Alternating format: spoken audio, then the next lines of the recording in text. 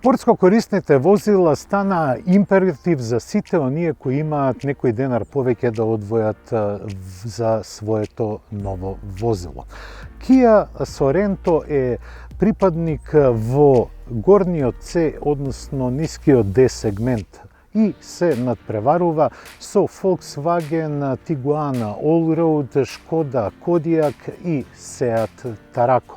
Но Kia има големо искуство во изработка на спортско корисни возила, па Sorentото не е дека не изненадува, но воодушевува со својата нова појава. Бидејќи поголемиот дел од собствениците на спортско корисни возила воопшто не одат на терен, Kia се потруди изгледот да биде извонредно урбан. Со поделата, визуелната подела на предната маска и интервенцијата со LED светлата, оваа предница делува не само агресивно на теренот, туку и во градски услови.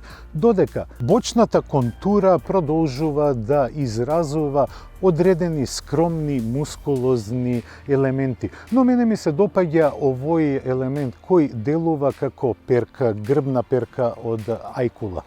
Ги спомнавме светлосните групи, а на задниот дел тие се оделени во две целини. Па мене овој израз и овој дизајн многу ме наликува на Lincoln Navigator. Големата контура најавува многу простор во внатрешноста, како што е, например, во гепекот. Kia Sorento има можност да превезува дури 7 патници благодарение на третиот ред седишта кој е сместен во дното на багажниот простор. Но сметам дека нема доволно простор за седење за возрастни. Може би е добар за деца во градски услови, но за подолги релации секако дека не е.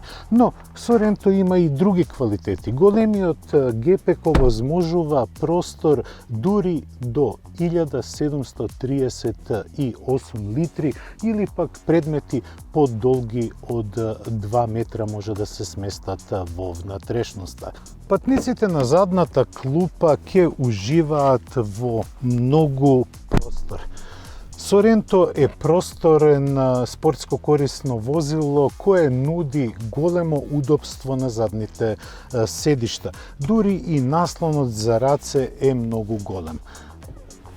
Електронски асистент за подигнувањето на седиштата, а тоа открива раскошна кожа со можност за грејење и на задните седишта. Вистинско уживање е да се биде во ова опкружување. Sorento е скроен да пружи пред се големо удобство. Со самото седнување на возачката позиција, автомобилот препознава дека треба да го мрдне сам седиштето нанапред.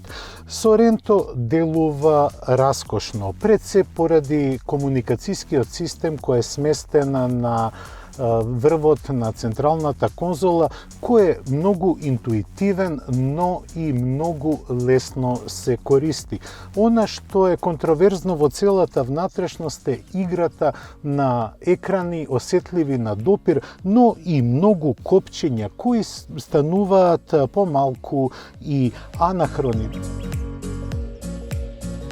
Просторноста на внатрешноста се забележува насекаде, но мене не ми се допаѓа решението на менувачот кој е тркалезен селектор. Се наоѓам зад управувачот на изведбата со 2,2 литрен турбодизел мотор од 202 конски сили, кој е впарен со 8 степен автоматски менувач и се разбира имаме погон на сите 4 тркала. Па да видиме како функционира овој спој.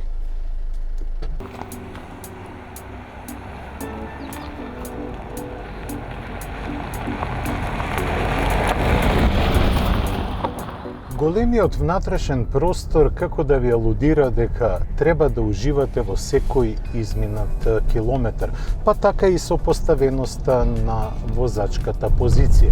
Но првично, сакам да видам како се однесува Соренто на неасфалтиран пат. Па, за таа прилика ќе искористам некои од модусите за возење, и тоа оној спорт. И што се случува?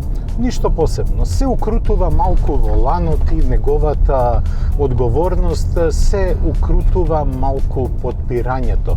Но генералниот проблем на спортско корисните возила првично е нивниот голем волумен и нивната маса. Соренто тежи 1,9 тона, па тоа е голема маса со која треба да се бори со инерцијата.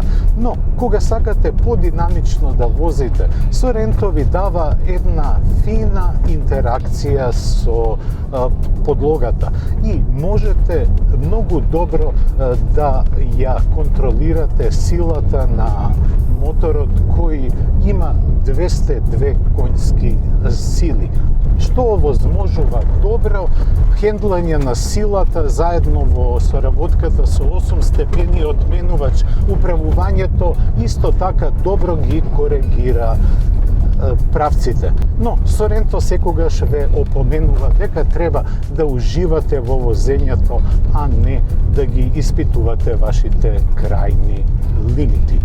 Во моето возење, кое траеше повеќе од 500 километри, забележав просечна потрошувачка од 7,5 литри. Се разбира дека во градски услови не можете овие вредности да ги очекувате, но доколку возите со пропишаните брзини на отворен пат, тогаш можете да очекувате дури и помала потрошувачка од онаа што ја забележав јас. Значи помала потрошувачка од 7,5 литри.